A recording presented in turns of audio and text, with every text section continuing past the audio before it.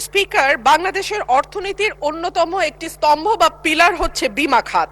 যে কোনো দেশে মূলত চারটি খাতকে অর্থনীতির প্রধান স্তম্ভ হিসেবে ধরা হয়। তার প্রথমটা হচ্ছে পুঁজিবাজার, যেটা নিয়ে কিছুক্ষণ আগে আমরা আলোচনা করলাম। দ্বিতীয়টা হচ্ছে ব্যাংকিং সেক্টর, তৃতীয়টা বন্ড মার্কেট এবং চতুর্থটা ইন্স্যুরেন্স বা বীমা। বাংলাদেশের বীমা খাত নিয়ে যদি নির্মোহভাবে আমরা আলোচনা করি, তাহলে বীমা খাতের অবস্থা বলতে হয় খুব বেশি ভালো নয়।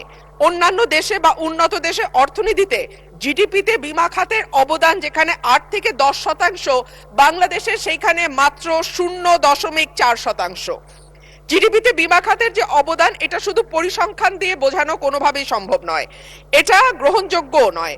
বাংলাদেশের সমসাময়িক ও কাছাকাছি দেশের, এমনকি প্রতিবেশী দেশগুলো দক্ষিণ এশিয়ার মধ্যে জিডিপিতে আমাদের বীমা খাতের যে অবদান সেটি সর্বনিম্ন। তবে এখানে একটা গুরুত্বপূর্ণ পার্থক্য আছে। ভারতের মতো একটা দেশে বীমার যে ইন্ডাস্ট্রি, সেখানে কোম্পানির সংখ্যা আমাদের চেয়ে কম, অথচ আমাদের এই ছোট্ট দেশে 82টা ইন্স্যুরেন্স কোম্পানি কাজ করছে। সাধারণ বীমা, জীবন বীমা, সরকারি প্রতিষ্ঠানের পাশাপাশি বেসরকারি উদ্যোক্তারা যে বীমা কোম্পানি তৈরি করেছেন, তার মধ্যে জীবন বীমাও আছে বা সাধারণ ঘরানার বীমাও আছে। কিন্তু এত বেশি সংখ্যক কোম্পানি থাকার পরেও আমাদের দেশে জিডিপিতে বীমা খাতের অবদান এত কম, যেটার কোনোভাবেই গ্রহণযোগ্য নয়।